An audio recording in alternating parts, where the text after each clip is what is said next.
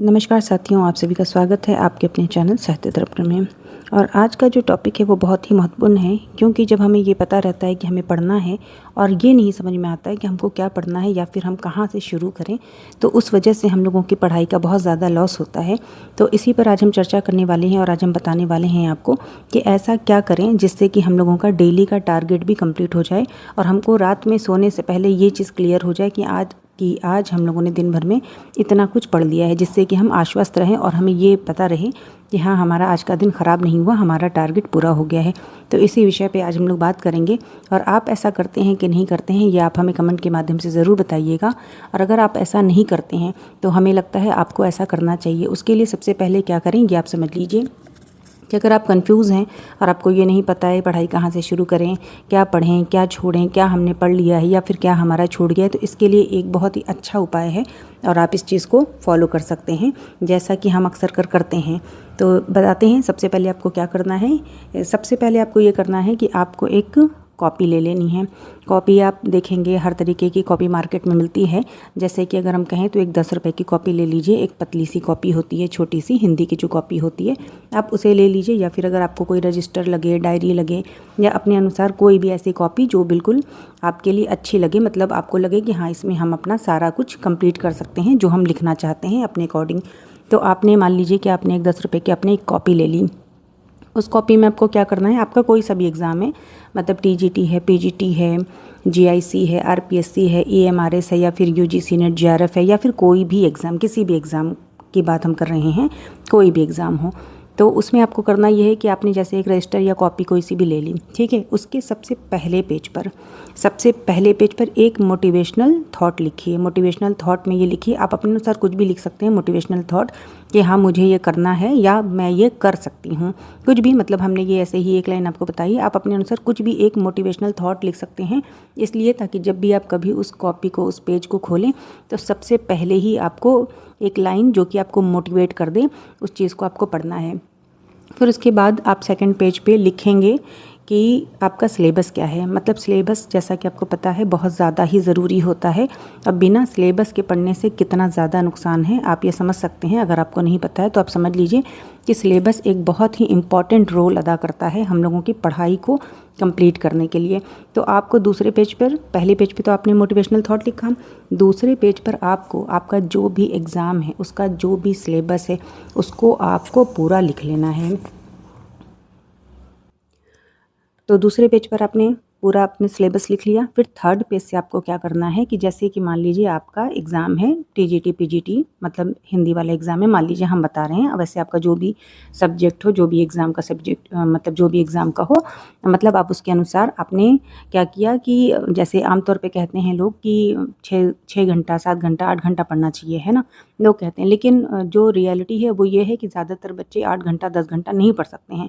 अगर आप देखें तो गृहिणियाँ हैं या फिर जो भी वर्किंग वुमेन हैं, जो भी मेंस हैं, जो कि कहीं ना कहीं प्राइवेट जॉब करते हैं या किसी भी प्रकार का कोई भी काम करते हैं जिसकी वजह से उनको समय नहीं मिल पाता है, तो वो क्या करेंगे, 7 घंटा, 8 घंटा, 10 घंटा तो वो नहीं पढ़ सकते। वो क्या करेंगे, अपनी पढ़ाई को पार्ट पार्ट करके पढ़ेंगे। जैसे कि उनको समय मिला, उन्होंने 1 घंटा पढ़ लिया, फिर वो अपना काम कर लिए, फिर उनको समय मिला, उन्होंने फिर थोड़ी सी पढ़ाई कर ली, ठीक है। इस तरह से ही हम लोग करते हैं। जैसे कि हम ही हैं, मान लीजिए हम तो वैसे गृहिणी हैं, हाउसवाइफ हैं, तो अब हमको बहुत सारी चीज़ें करनी होती है, तो हमको उसी हिसाब से करनी होती है। तो हम अपनी बात करें तो जैसे ये है कि अब गृहिणी हैं, हाउसवाइफ हैं, भाई बच्चे हैं, परिवार है, तो सभी कुछ देखना है। तो अब एक बार में 8 घंटा, 10 घंटा तो पढ़ाई नहीं हो सकती। तो हम क्या करते हैं कि 1 घंटा, जैसे सुबह उठे तो हमने 1 घंटा पढ़ाई कर ली, अपना जब चाय का टाइम हुआ अपना चाय पिया, उसके बाद हमने सबसे पहले 1 घंटा पढ़ाई कर ली, ठीक है। फिर उसके बाद दिन में अपना काम वाम किया, थोड़ा सा समय मिला, 2 बजे, 3 बजे, 4 बजे समय मिला, फिर हमने उस समय अपना 1 घंटा या 2 घंटा जैसे भी समय मिला वैसे पढ़ लिया। ऐसे आप भी कर सकते हैं अपने अनुसार। तो फिर जैसे शाम में समय मिला फिर पढ़ लिया, फिर रात में सोने से पहले समय मिला, ऐसा लगा हाँ अभी हम खाली हैं, अभी मेरे पास कोई काम नहीं है, अभी हम फ्री हैं, तो हमने फिर पढ़ाई कर ली।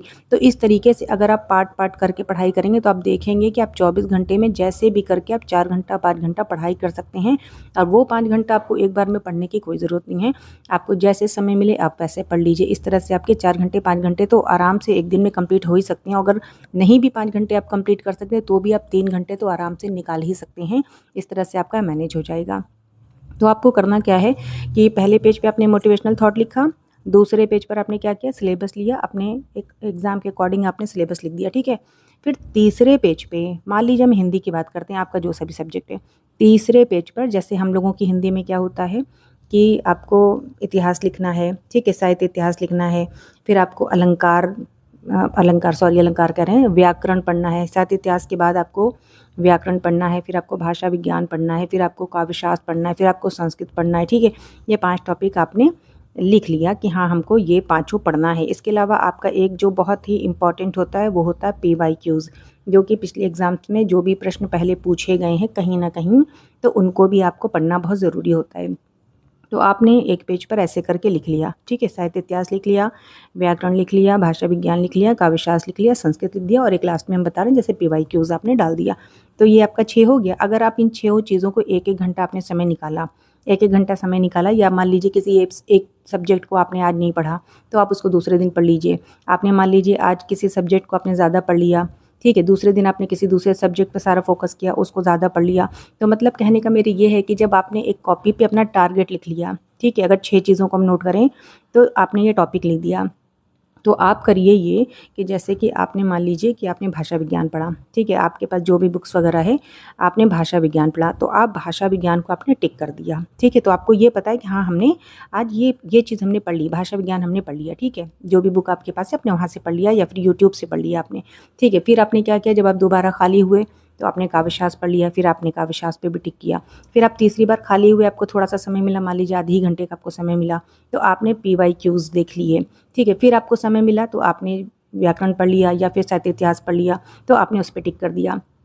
इससे फ़ायदा क्या होता है साथियों कि जब आप सोने जाएंगे, जब आपका एक दिन आपका समाप्त होने वाला है और जब आप सोने जाएंगे तो आपने उस पेज को खोला और आपने ये देखा कि हाँ आपने आज दिन भर में क्या क्या पढ़ा है और आपका क्या क्या बाकी रह गया। तो उससे आप एक चीज़ को लेकर आश्वस्त हो जाएंगे कि हाँ आज के दिन में मेरा 6 में से ये 4 टारगेट पूरा हो गया, या फिर 5 टारगेट पूरा हो गया, या फिर आपको ज़्यादा समय मिल गया तो आपने 6 टारगेट पूरा कर लिया। ठीक इसी प्रकार से आपको डे बाय डे इसी तरह से करना है, तो आपको रोज़ ये पता रहेगा कि हाँ आपने आज क्या पढ़ा, कितना आपका छूट गया, ताकि आप चाहेंगे तो अगले दिन जो चीज़ें आपकी पहले दिन छूटी आप उसको दूसरे दिन भी कंप्लीट कर सकते हैं। तो ऐसा हम क्यों कह रहे हैं, ऐसा क्यों करना ज़रूरी होता है, जैसे अगर आप लोग अपने हिसाब से कोई दूसरे तरीके से करते हैं तो भी बहुत अच्छा है। पढ़ाई होनी चाहिए, बस सिलेबस के अनुसार होनी चाहिए और होनी ज़रूरी है। ये चीज़ का मतलब ध्यान रखना है। भले ही आप टाइम टेबल बना के लिखें या अपने अकॉर्डिंग जो भी आपको बेटर लगता है आप उस हिसाब से करें, तो हम इस तरह से ही करते हैं। तो उससे ये रहता है कि रात में सोने से पहले हम एक बार कॉपी को खोलते हैं और देखते हैं कि हाँ हमने आज अपना कितना टारगेट अचीव किया, क्या हमने पढ़ लिया या फिर क्या हमारा छूट गया। तो उससे एक चीज़ माइंड में सेट रहती है कि हाँ हमने आज इतना पढ़ा। ऐसा लगता है कि जैसे हाँ आज का दिन मेरा सही बीता, क्योंकि आज हमने अपना इतना सिलेबस कंप्लीट किया, इतना हमने पढ़ लिया, ठीक है। तो इस चीज़ को अगर ध्यान में आप रख करके पढ़ाई को करेंगे तो आपको ख़ुद को मालूम रहेगा कि हाँ मेरा इतना कंप्लीट हो गया या फिर मेरा इतना बाकी है, या फिर इस टॉपिक को आज हमने ज़्यादा पढ़ा या फिर इस टॉपिक को आज हमने बिल्कुल छोड़ दिया, हमको इसको अगले दिन कंप्लीट करना है। तो अगर आप इस तरह से पढ़ाई करेंगे तो आपको ख़ुद को मालूम रहेगा कि हाँ आप कितना पढ़ पा रहे हैं, आप कितना समय दे पा रहे हैं, या फिर आपका कितना छूट रहा है। मेरे हिसाब से ये एक बहुत ही अच्छा मेथड है जिसको कि हमने देखा है बहुत सारे बच्चे फॉलो भी करते हैं। तो अगर आप इस चीज़ को फॉलो नहीं करते हैं, अगर आपको लगता है कि हाँ ये जो ट्रिक हमने बताई है इस तरह से अपने सिलेबस को कंप्लीट करने की या फिर अपने टारगेट को पूरा करने के लिए या फिर ये जानने के लिए कि हाँ हमने कितना पढ़ा या फिर हमारा कितना छूट गया, तो आप इस चीज़ को फॉलो कीजिए। एक रजिस्टर बनाइए, एक डायरी बनाइए, या फिर एक नॉर्मल सी 5 रुपये या 10 रुपये की कॉपी बना लीजिए और इस तरह से आप पढ़ाई कर सकते हैं। और ये एक बहुत ही अच्छा मेथड है, आप देखिएगा करके, आपको खुद लगेगा कि हाँ ये एक अच्छी बात हमने बताई है। और एक चीज़ आपको और बताना चाहेंगे अपने चैनल के बारे में कि जैसे ये चैनल है मेरा भी नया ही चैनल है, अभी बहुत ज़्यादा दिन नहीं हुआ है। हमने भी अब जैसे कि बताएं आपको कि हम भी एक हाउसवाइफ हैं, गृहिणी हैं, और गृहिणी होने के साथ साथ ही हम अपनी पढ़ाई को भी कर रहे हैं। हम भी बस आप लोगों की तरह ही पढ़ रहे हैं। अभी अभी असफलता मिली है एक बार फिर से, लेकिन हार नहीं मानना है, क्योंकि काफ़ी कुछ पढ़ के रखा है तो हार नहीं मान सकते हैं। थोड़ी और मेहनत करने की ज़रूरत है, कहीं ना कहीं कुछ ना कुछ कमी रह गई है, तो उस चीज़ को फिर से थोड़ा सा और बढ़ाया जाएगा, थोड़ी और मेहनत की जाएगी और फिर से अगली बार देखेंगे, एग्ज़ाम देंगे, क्योंकि हार तो नहीं मान सकते हम लोग। तो देखिए हमने अपने चैनल पे एक आपको पता ही है कि व्याकरण की एक पुस्तक है, बहुत ही अच्छी, बहुत ही प्रसिद्ध पुस्तक है, वासुदेव नंदन प्रसाद की, जैसा कि आप लोग को पता ही है, बहुत ही अच्छी पुस्तक है ये। तो इससे भी हमने क्लासेस शुरू कर दी हैं, जिसमें हमने 2 क्लासेस ली हैं, अनेक शब्दों के लिए 1 शब्द और पर्यायवाची, और दोनों को ही हमने एक ही क्लास में समाप्त किया है। दोनों की एक-एक क्लास में ही हमने पूरा ये कवर कर दिया, पर्यायवाची और अनेक शब्दों के लिए 1 शब्द। इसके अलावा हमने उमेश तिवारी की सीरीज़ भी चलाई है, उसमें भी हमने कुछ क्लासेस ली हैं।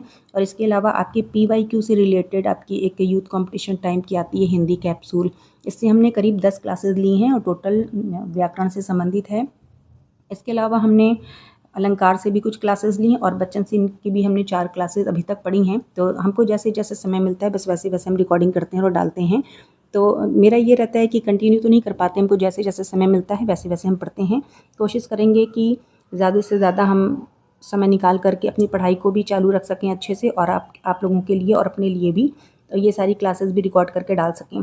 तो आप लोग देखिएगा, क्लासेस बहुत ही अच्छी है, आप लोगों को ज़रूर पसंद आएगी, हम उम्मीद करते हैं। तो आज बस बात करने का यही मेन मकसद था कि आप लोग को बताएं कि आप लोग किस तरह से टाइम टेबल बना के पढ़ सकते हैं, और आप लोगों के लिए ये बहुत ही अच्छा भी होगा। आप लोग देखिएगा, ये चीज़ आपको बहुत हेल्प भी करेगी पढ़ाई करने के लिए, ये चीज़ जानने के लिए कि हाँ, आपने एक दिन में अपने लिए, अपनी पढ़ाई के लिए कितना समय निकाला। तो साथियों, बस आज की बात हम लोग यहीं पर समाप्त करते हैं। आप लोगों को आज की बात कैसी लगी, आप लोग कमेंट के माध्यम से बताइएगा ज़रूर, और क्लासेस देखिएगा, और अगर आपको पसंद आएगी तो आप लाइक ज़रूर कीजिएगा। अगर चैनल पे नए होंगे तो सब्सक्राइब ज़रूर कीजिएगा। आप सभी का बहुत बहुत धन्यवाद। पढ़ते रहिए, अब एग्ज़ाम भी आने वाला है, तो अपनी पढ़ाई को अगर अभी तक चालू नहीं किया है तो चालू कर दीजिए। चलिए, सभी का बहुत बहुत धन्यवाद। मिलते हैं अगली वीडियो में।